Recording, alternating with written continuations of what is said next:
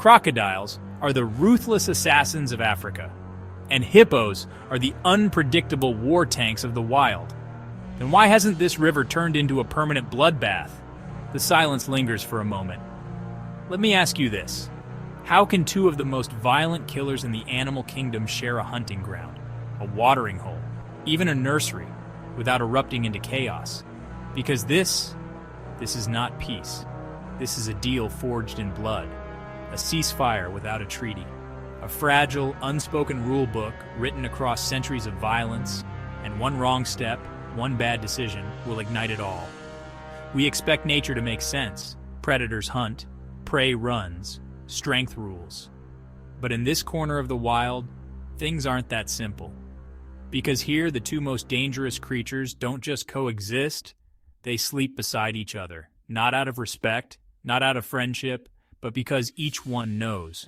To make a move is to risk total destruction. We begin with the crocodile. It's ancient, unchanged, efficient, a relic from the age of dinosaurs, because it never needed to evolve. Why fix what's perfect? The saltwater crocodile has the strongest measured bite force of any living animal, over 3,700 psi. That's enough to crack bone, snap steel rods, and crush a skull like fruit. But it doesn't chase. It doesn't roar.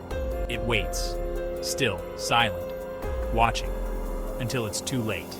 It is the ultimate ambush predator, and it will eat anything, fish, birds, antelope, even humans. But here's the twist. Crocodiles aren't mindless killers. They're strategists. They remember. They observe. They've learned one critical truth from a lifetime in Africa's rivers. You don't mess with the hippo.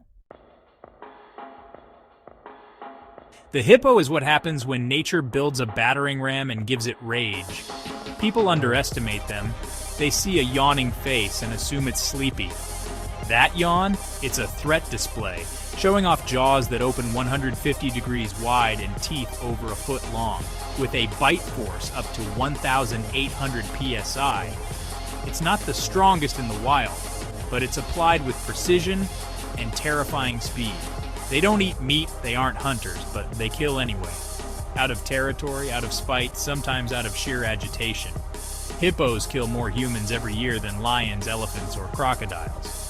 They charge boats. They trample crocodiles. They rip apart anything they feel doesn't belong. Even lions give them space. So, what happens when you trap two apex killers in the same shrinking riverbed? You get a silent Cold War. Every sunrise in the African floodplains begins with tension. Hippos wallow in the shallows, snorting and grunting. Their calves stumble and play.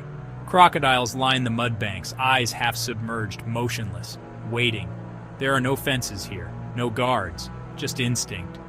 A baby hippo wanders near a crocodile's head. The croc twitches. The pod watches. One wrong flick of a tail, one lunge, and the entire river explodes, but it doesn't. Why?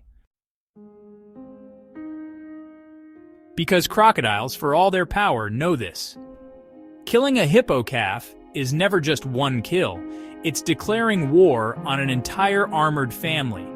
A crocodile that dares to grab a calf gets stomped, bitten, and torn apart by multiple adults before it can even begin to swallow. They've seen it happen, and they remember, so they wait.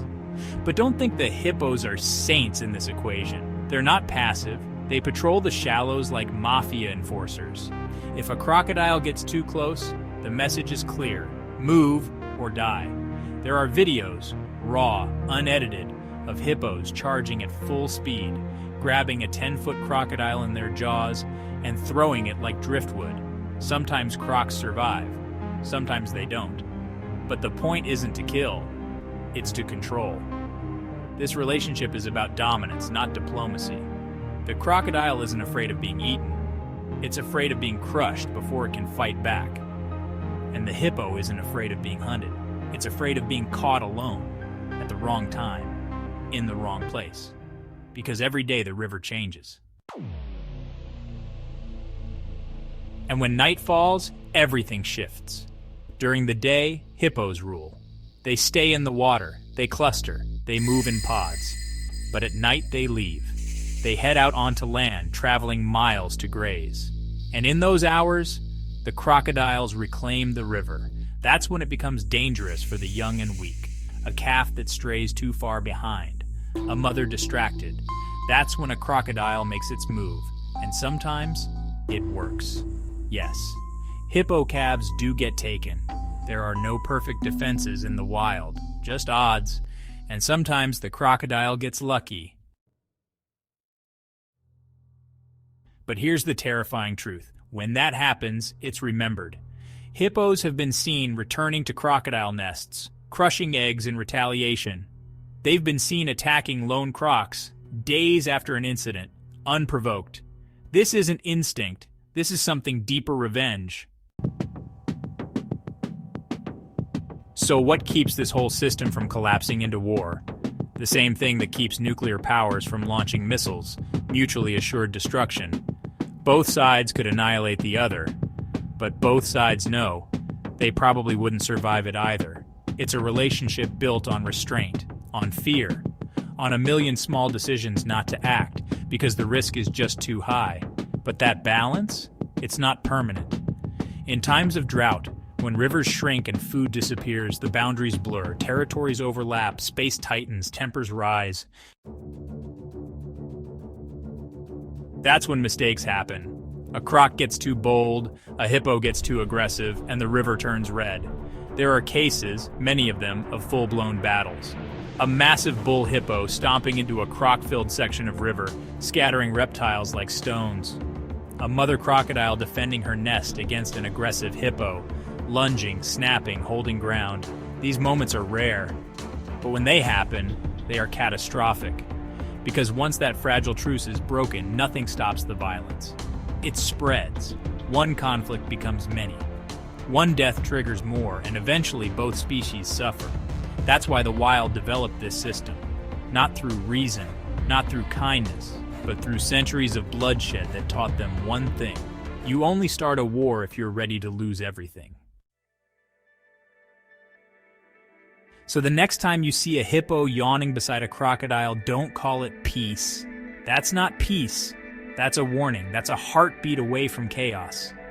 That's a deal held together by ancient fear and brutal experience. These animals don't live side by side because they like each other. They live side by side because neither one can afford the cost of total war. It's a standoff, a powder keg. And one day, maybe tomorrow, maybe next year, someone will make the wrong move. And this river will remind us that peace in the wild is never what it seems.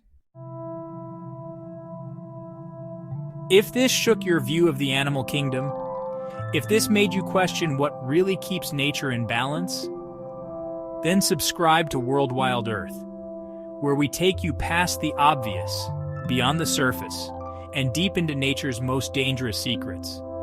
The wild is never quiet, it's just waiting. And we're here to show you what it's really saying.